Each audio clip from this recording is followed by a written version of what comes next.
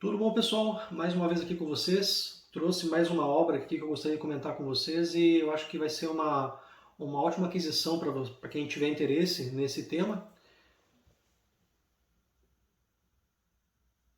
Zelota, A Vida e a Época de Jesus de Nazaré, pelo autor Reza Aslan. É best-seller pela New York Times, publicado em 2013 e publicado aqui no Brasil pela editora Zahar. Essa obra busca construir um panorama histórico de Jesus Cristo, tentar construir um pano de fundo para o que foi o primeiro século, na época em que Jesus de Nazaré viveu na Palestina. Os eventos que são narrados nas Escrituras, ele tenta construir acerca do contexto histórico, como esses eventos se deram, questiona algum desses eventos, inclusive chega a dizer que alguns desses eventos foram inseridos posteriormente nas Escrituras como forma de dar fundamentação para algumas passagens proféticas, mas eu já vou entrar nessa parte com vocês, só gostaria de citar um pouco sobre o autor.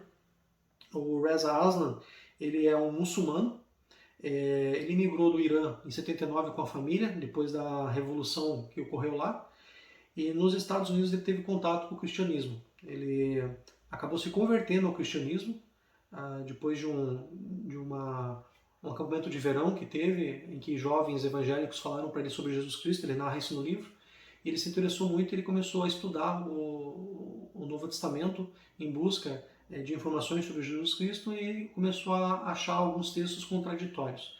Anos depois, ele voltou para a fé muçulmana. Ele hoje se declara como muçulmano, mas ainda continua a escrever sobre o cristianismo. O tópico interessante é que esses dois movimentos, né, a sua ida para o cristianismo e o seu retorno para o islamismo, fomentaram que ele desenvolvesse uma carreira nesse âmbito. Ele acabou se formando em História das Religiões, especializou em Sociologia da Religião. Ele formou-se pela Universidade da Califórnia, inclusive ele atuou como professor lá, tirou-se o mestrado pela Universidade de Harvard, é um autor reconhecido nos Estados Unidos, já publicou outras obras, inclusive essa obra aqui foi motivo de algumas críticas porque não aceitaram muito bem a ideia de um muçulmano falando sobre Jesus Cristo. Mas as informações que ele traz nessa obra elas são interessantes porque ele tenta narrar uma trajetória da pessoa de Jesus Cristo, o Jesus de Nazaré, e não o Jesus do Cristo, a personificação divina da deidade. Porque quando envolve aspectos de fé, certas informações são adicionadas para que aquele contexto se torne válido, e isso ele toca no livro. Então, em algumas partes ele cita, por exemplo, que o Domingo de Ramos, que é a entrada de Jesus de Nazaré em Jerusalém, naquele dia, ela foi orquestrada daquela maneira para que uma escritura que se encontra no livro de Zacarias pudesse se confirmar naquele momento. E que muitas dessas situações se orquestraram dessa maneira para que ele fosse visto como o Messias. Mas ele também cita, aqui nesse livro, que muitos homens se autodeclararam Messias naqueles tempos porque eles viviam tempos de grande dificuldade na Palestina por conta da ocupação romana, e isso gerava um sofrimento muito grande para a população. E muitos tentaram se opor ou trazer para si discípulos, né, de alguma maneira se aproveitar dessa situação toda. Muitos desses homens foram mortos, né, foram sentenciados pelo governo romano, e não foi diferente com Jesus. Né? Ele também passou pelo sacrifício que nós conhecemos, só que ele faz uma narrativa diferente. É interessante e é enriquecedor porque ele consegue traçar um contexto dos eventos que muitas vezes nos escapa das escrituras. A descrição dele, por exemplo, no domingo de Páscoa, no templo dos sacrifícios, e como ocorriam, né, as trocas de dinheiro, a venda dos animais, é como se você mergulhasse na história junto com o autor e se sentisse parte da história. Né? O autor consegue isso. E, inclusive, ele fala que muitas ações que Cristo teve nas Escrituras, elas não são só ações religiosas, elas também tinham um cunho político. E ele coloca que naquele período era possível você dissociar a figura política da figura religiosa, porque política e religião estavam mescladas. naquele povo, naquele lugar. Então ele começa colocando para nós que o foco dele é traçar um perfil a partir de fatos históricos. Então ele vai procurar em textos de Flávio Joséfo do primeiro século, autores daquele período. Ele vai se utilizar de versões gregas do Novo Testamento, edições em hebraico, em aramaico dos textos mais antigos que são possíveis de se encontrar, pedindo colaboração de colegas de outras universidades para traduzir parte desses textos para o inglês para que ele pudesse construir a sua narrativa, né? Ele é bem crítico, né? Então, se a pessoa tiver uma sensibilidade muito grande, eu não recomendo, né? Porque ele realmente ataca alguns pontos da fé através de alguns textos, alguns fatos, chegando a negar certos eventos que tenham acontecido no Novo Testamento. Mas ele levanta um ponto que eu, mesmo um muçulmano tocando nesse assunto, que eu achei bem interessante, ele tenta diferenciar, né, Jesus de todos os outros que vieram antes ou depois que se autoproclamaram como Messias. E ele diz assim,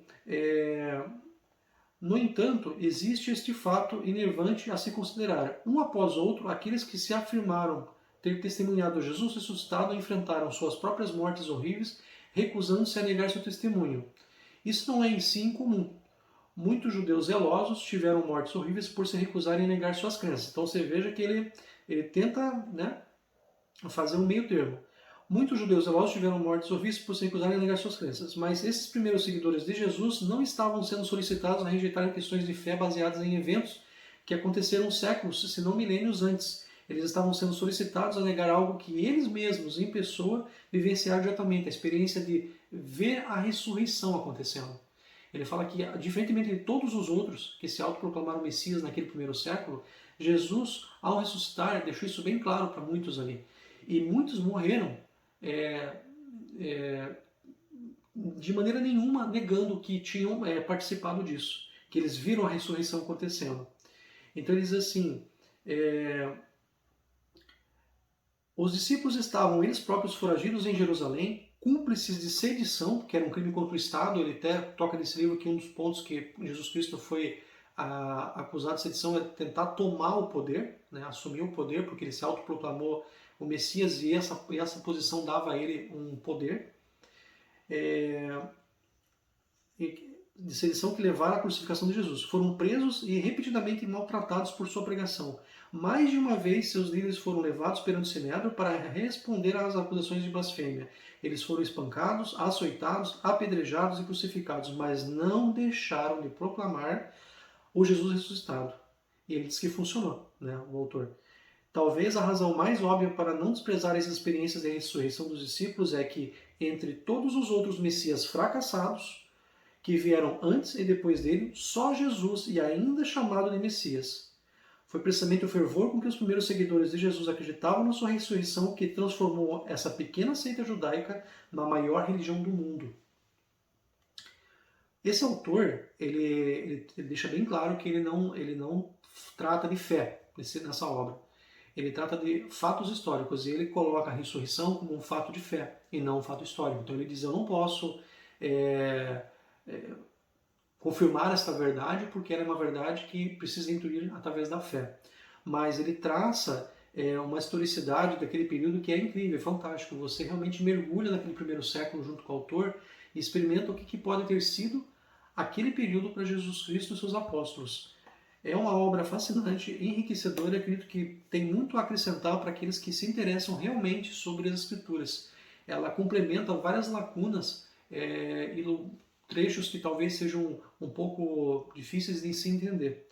Novamente, né, para quem não viu antes, Zelota, A Vida e a Época de Jesus de Nazaré. Recomendo muito, foi uma obra que eu li alguns anos atrás e até hoje eu sinto ela ressoar. Ela tem muito a contribuir para todos aqueles que se interessarem, né? Você pode encontrar em alguns sites do Amazon, talvez Estante Virtual e alguns outros sites aí. E é isso aí, pessoal. Eu agradeço pela assistência aí. Até a próxima vez.